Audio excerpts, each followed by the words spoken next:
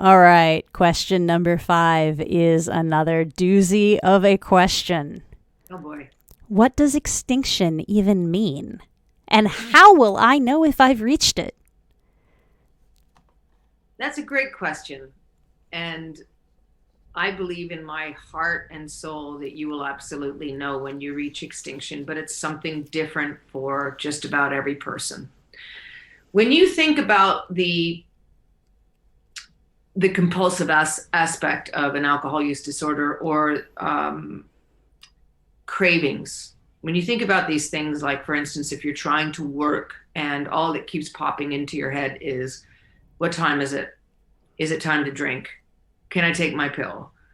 Can I drink tonight? Should I drink tonight? How much alcohol do I have in the house? Should I go to the market? All of this committee, this conversation going in your head. That's usually a big part of addiction to any substance. Same with cigarette smokers. When can I go outside to have a smoke? When can I go outside to have a smoke? So you think about that. And then you think about that physical discomfort when you haven't had a drink in a while. That sort of, oh God, my skin is crawling. My muscles feel tight. Oh God, I just want to feel that sweet relief of my drug of choice. So those are cravings, and that is a mental craving and a physical craving. So you know what those, if you've experienced that feeling, those feelings, then you will absolutely know when an entire day has gone by, or a couple of days have gone by, a week has gone by, and you haven't experienced any of those feelings. In fact, you have not thought about alcohol. As a matter of fact, you had to remind yourself that you had not had a drink in 2 weeks. As a matter of fact, you're standing in the supermarket and you've walked down the booze aisle, even though you've avoided that for the past 4 years. You've now walked down it and not even noticed that you're in the alcohol aisle. You go to a party and people are drinking and you don't care how much is left in the bottle because you're fine with your one glass, or you don't feel like drinking tonight. You go to social situations all the time, regardless of whether or not there's alcohol served there, because it doesn't bother you anymore that people are drinking. That to me is extinction. When alcohol just simply doesn't play a role in your head or in your soul. It doesn't dictate where you're going to go or what you're going to do. It just doesn't really, it's not important anymore. And it used to be the most important thing in your life. If you were anything like me, every single thing in my life was dictated about whether there's going to be alcohol there, whether there's not going to be alcohol there. So extinction, in my opinion, is when that sweet relief of not thinking about it comes, and also the cravings disappear. You realize at 4 o'clock in the afternoon that you not only haven't thought about alcohol all day, but yeah, you could take your pill, but you don't feel like it. It's a dissipation of the power that alcohol holds over you, a dissipation of that lizard in your brain being in the driver's seat. He's now asleep. That's how I describe extinction. Well, I agree with everything you said except one thing. Uh-oh. And that's that people absolutely will know when they've gotten there, because that's the whole reason that question has gotten onto this list. So I'm going to read something that I have pinned to our general peer support group page. And in fact, give me a second. I'm going to drop a link into the chat as well. On all replays, I'll make sure that this link is included. And it's an explainer of the concept of extinction. Because a lot of people really struggle with trying to figure out when they're at extinction. So extinction is a process discovered by Pavlov. TSM is pharmacological extinction, which means using a medication to assist in that process of extinction. You know the process has worked for you when you are able to make the choice whether or not to drink. Extinction is not abstinence. It is not overcoming habits. It is not even reaching reduction goals.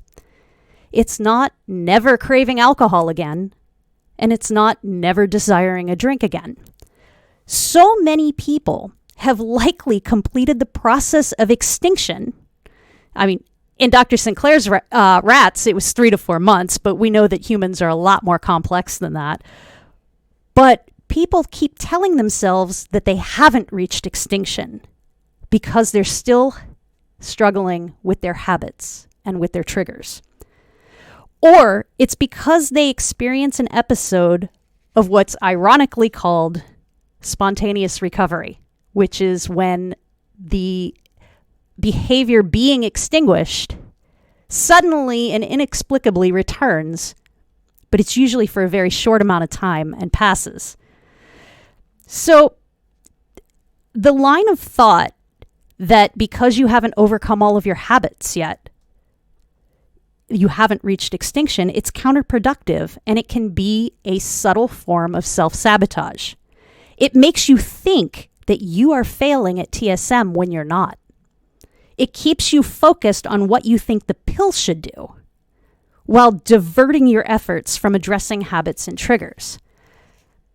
No matter how long you use the Sinclair method, after it breaks the alcohol equals reward conditioned response, the only thing left for it to do is to keep you from relearning it, which is why adherence is important after the extinction process.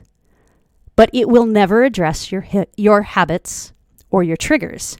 It just gets you to a point where you have the power to focus on them. So a lot of people, especially in the peer support groups, I feel like they're like, well, I feel like I'm not craving anymore. I'm not obsessing about alcohol, but I drank too much last week, so I'm not at extinction yet. I'm not ready to say that I'm there. Right. And so I think people are very hesitant about it when they should be celebrating. I think if you have any feeling of freedom, I mean, that's this is also personal, but I mean, for me, it was when things didn't trigger me anymore. But that's not to say that I didn't use alcohol incorrectly on TSM. I absolutely used it when I was triggered by certain individuals or events, and that's not healthy. But we know a lot more now about changing habits and about dealing with triggers in more positive, healthy ways. So if you have a sense of freedom from the clutch of alcohol, but you're still making choices based on habits, that's the time to really explore things beyond the biological aspect of addiction. That's when you really get into therapy or peer support or find a loved one that you can discuss these things with, so that you don't continue down the same path, which is using a substance in an unhealthy manner. And that would be to subdue emotions or trauma or deal with things like that. And that is, once again, we're back to being self-aware and to monitoring our behavioral responses to things. So what would you say to someone who really just doesn't know? I'm doing a lot better, but I don't know if I'm at extinction yet. Well, first of all, I would ask them, why does it matter so much? Because the bottom line is, have you reduced your drinking? Are you happier? Is your life better? Is your health better? Is work better? Your relationships better? That's terrific. Why are you so obsessed with this word extinction? Extinction, to me, can be interchanged with freedom. Are you free from the claws of addiction? If you can say, does alcohol no longer has a hold on me like it used to? That is a huge win. So this whole obsession with, I haven't reached extinction, or she reached extinction in 4 months, and I'm 9 months in, and all this stuff. I mean, I think it's such a personal thing. Has your relationship to alcohol changed, and have you made an effort to change your relationship with that substance? Have you included new things in your life to deal with triggers and with stress? Have you started making habitual changes? Great. But did the pill relieve you of the constant thoughts and cravings for alcohol? If you can say yes to that, I would say that that is a form of extinction. If you no longer crave alcohol or think about alcohol, for God's sake, that's a form of extinction. You've extinguished cravings. So bravo on that. Now let's work on breaking habits. Yeah, I think people should just lay off the obsession with this terminology. I mean, it because it means different things to different people as well. And I think that's what makes this such a loaded question because TSM, or I'm sorry, extinction itself is a process built on multiple repetitive actions. In this, we often call TSM Pavlov's dog in reverse, but Pavlov would ring the bell and not give the food, and then the dog would stop salivating over time. Just that didn't mean the dog no longer wanted to eat. Right. But it. So I think people get caught up in the terminology because there's been a pattern of declaring extinction as a singular event, which is basically just saying I've completed a process. Yeah, I can tell you if anyone's experienced something that has come and gone, whether it's an earache or, for me, OCD counting things as a child. I remember the day when that compulsion to count things went away. To me, that's extinction. It just went away. I was done. Extinction is extinguishing a behavior. So when your earache goes away, you feel that sweet relief. Oh my God, my ear feels great. I don't have that constant pain in my ear. There will come a day when you can say, oh my God, I have not thought of alcohol all day. Yeah, Helen mentions, she goes, I knew I was working toward extinction when I managed to drink one drink and I stopped. I have never done that in years, and it was a true feeling of freedom. There you go. There's the word, freedom. You're back in control. That is in itself, all these little things, and these are big things, that's a form of extinction. I've extinguished a certain behavior associated with my addiction. I no longer hide my alcohol. I no longer lie about my consumption. These are huge changes in the right direction, and people aren't they're taking these for granted. That is a huge thing, to stop hiding alcohol, to stop lying about it, to stop drinking before you go to bed. I know some people that had a drink by their bed, on their bed table for years. That would be their last drink, their safety drink, in case they got up in the middle of the night. And then they say, oh, I no longer do that. I stop at 10 and put the bottle away. Oh my God, that's extinguishing a really bad behavior. That's fabulous. In your opinion, is hyperfixation on extinction as an end goal as opposed to a process, is that keeping people from having the ability to celebrate those smaller victories? It's absolutely it's hindering people from celebrating their positive actions and the positive results of TSM. Absolutely. Because they're so fixated on this end all. And that's a competitive thing that I see online a lot. And I think that's why I tell people, please don't compare yourself to anybody else. This is your journey. It's your progress. You know when you've had a good day. You know when you've fallen into habit and you're watching a movie and you mindlessly drink. And maybe you'll do better the next time. People, as long as you're aware and you're mindful and you're complying, you are doing a fabulous job. So stop comparing yourself to other people. It's going to happen when it happens. So Batmando says, I turned down free beer and booze, top shelf stuff, because I didn't feel like drinking that night. Yeah, that was my extinction event. Absolutely, that's an extinction event. That is completely, pat yourself on the back. Yeah, you're there. You're there, baby. And Belenky Boy says, I knew I reached extinction when I started dating someone whose drinking I noticed was uncomfortable to me. Bravo. That's huge, David. That's huge. Yeah, there you go. It wouldn't have mattered before. In fact, it might have made you feel comfortable about your own drinking. And now, and now you're not comfortable with it. That's amazing. That's fantastic. And I like Letitia's comment as well.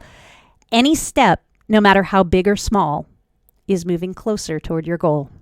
Absolutely. We need to continue to remind people of this because, addiction is so wrought with shame and guilt that we don't want to pat ourselves on the back because we don't think we deserve it. That's why self-care and loving yourself and being good to yourself and recognizing any small change in the right direction is imperative to a healthy recovery.